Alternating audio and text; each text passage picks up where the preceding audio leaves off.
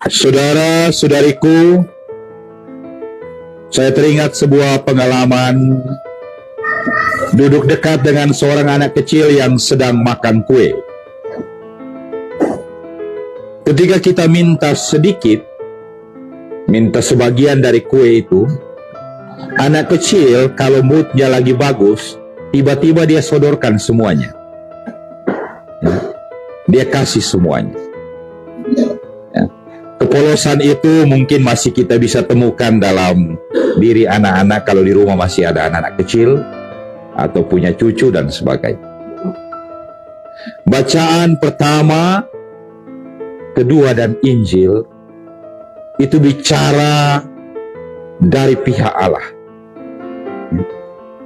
Ketika janda yang tidak punya apa-apa, datanglah Nabi mengunjunginya, dan Allah memberikan dia semuanya. Diceritakan dengan bagus bahwa tempayan tempat tepung itu tidak pernah habis. Jadi Allah kasih semua. Nah, kalau sudah kasih semua, apa yang mau habis? Dalam bacaan kedua diceritakan tentang penebusan Yesus satu kali untuk semuanya. Artinya Allah beli semuanya. Allah tidak kasih sedikit-sedikit, sepotong-sepotong, hitung-hitungan. Tidak. Kalau Allah mau beri sedikit-sedikit, ya, barangkali penebusannya juga berlangsung sedikit-sedikit. Tapi bacaan kedua berkisah bahwa satu kali saja Yesus berkorban, selesai semuanya. Artinya Tuhan kasih semua. Tuhan tidak kasih setengah-setengah. Bahkan dalam bacaan Injil, ketika Yesus bicara tentang janda yang memasukkan 2 koin, Yesus sedang menggambarkan tentang Allah yang memberi seluruhnya. Allah bahkan memberi seluruh hidupnya untuk kita. Saya heran masih ada yang merasa kurang dari apa yang Tuhan beri. Ya. Masih ada yang komplain. Tuhan tidak dengar. Tuhan tidak kasih. Ya.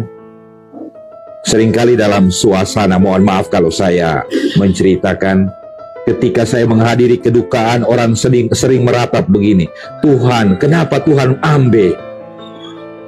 Ya. Seolah-olah Tuhan tidak adil dengan kita. Ya. Seolah-olah Tuhan pilih kasih dengan kita. Ya. Tapi ketika kita membaca bacaan hari ini dan merenungkannya dengan sungguh-sungguh, masih adakah Tuhan pilih kasih? Masih adakah Tuhan setengah-setengah? Saya kira tidak. Tuhan memberi seluruhnya, bahkan seluruh dirinya. Inilah kabar penghiburan rohani sebenarnya bagi kita yang dalam kelemahan, dalam kerapuhan mencoba untuk setia. Terima kasih kalau saya boleh mewakili hati Tuhan. Saya tahu kita semua berjuang.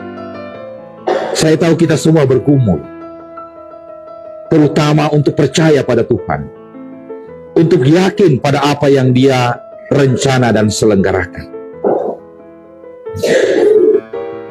Tetapi dalam seluruh kerapuhan itu, ketika kita mencoba setia, kita mencoba selalu bangun dari kejatuhan, saya kira Allah tak pernah meninggalkan.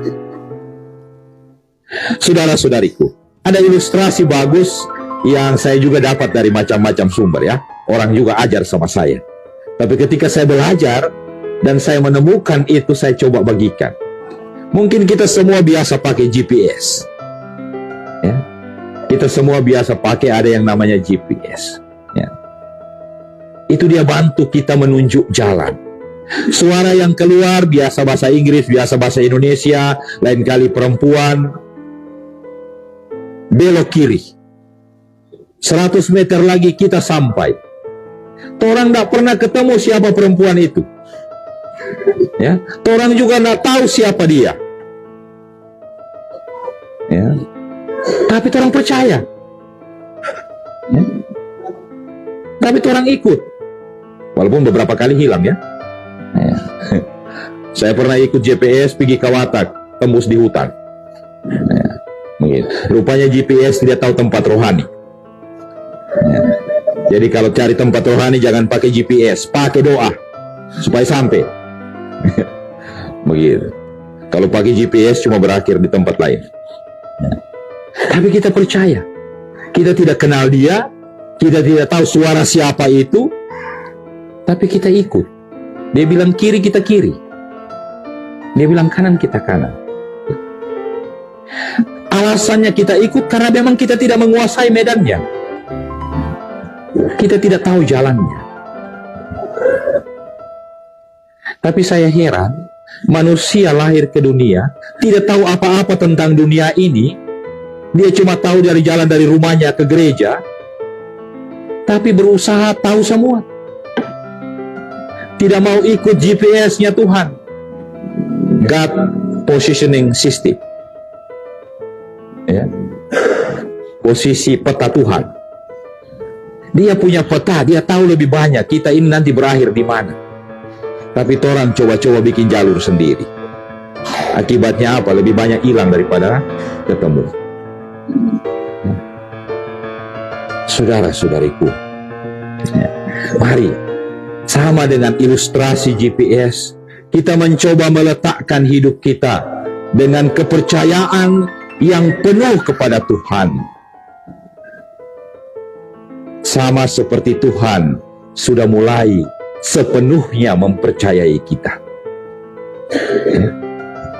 Lihat cerita tentang anak yang hilang di Lukas.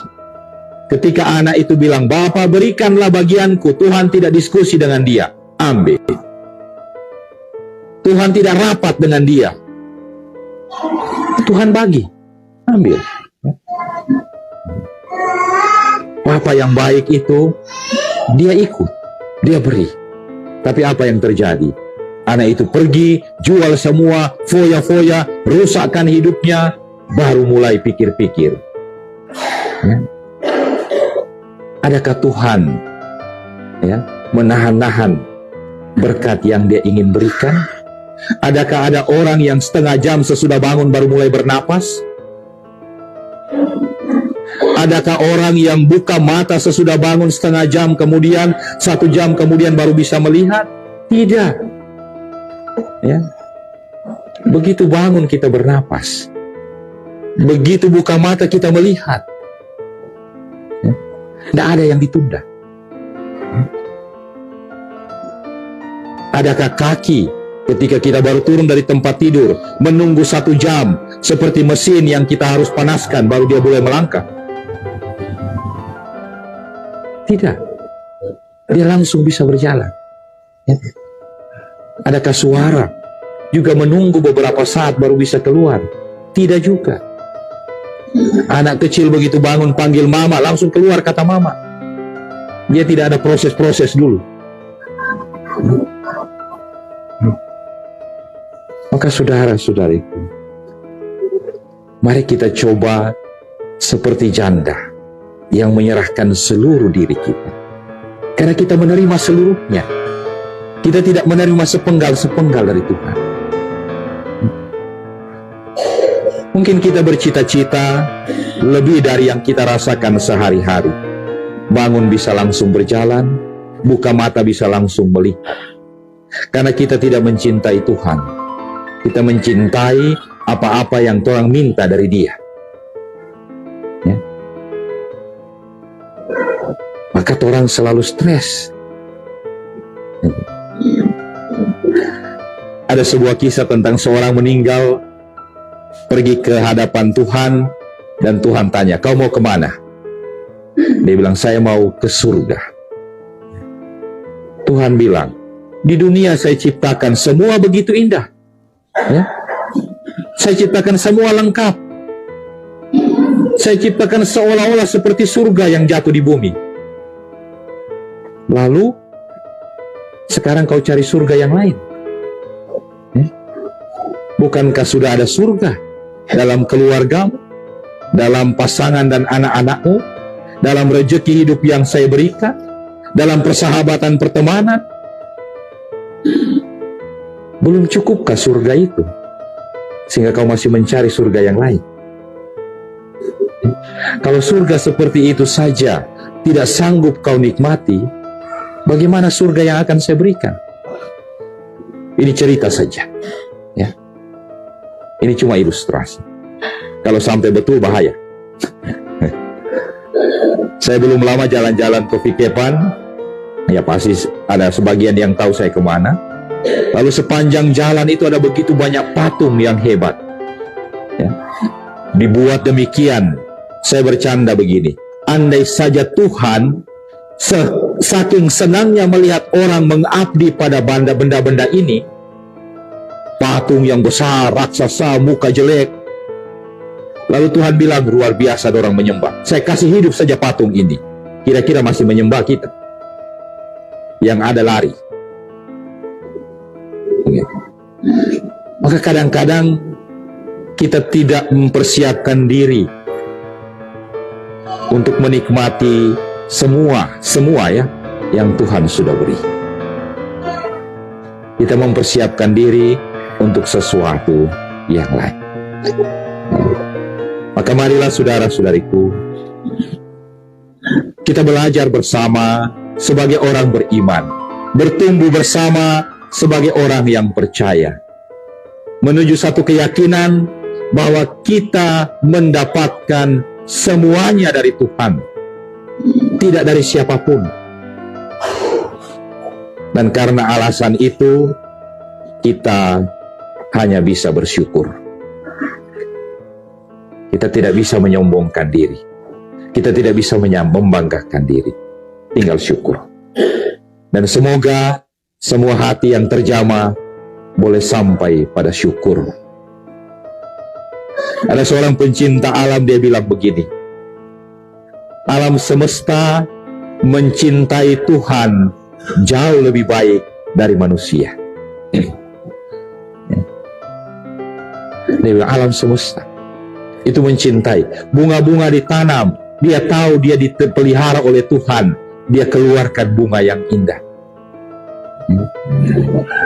Hujan jatuh menyembah Tuhannya untuk mereka yang baik, tapi juga yang jahat.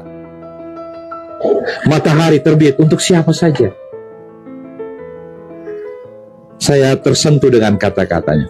Alam semesta ini mencintai Tuhan jauh lebih baik dari kita.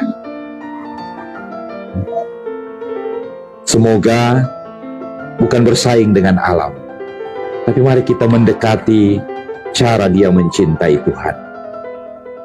Dia selalu tumbuh dalam keheningan. Dia selalu menghasilkan keindahan, bukan kerusakan. Sering mereka disakiti, tapi mereka tidak berhenti menebar kebaikan. Hutan mungkin kita rusak, tapi dia tidak berhenti bertumbuh, memberi kehidupan. Air kita cemari, tapi tetap kita mendapatkan sumber yang bersih untuk bisa hidup.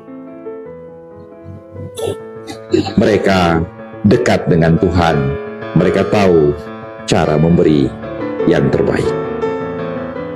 Amin.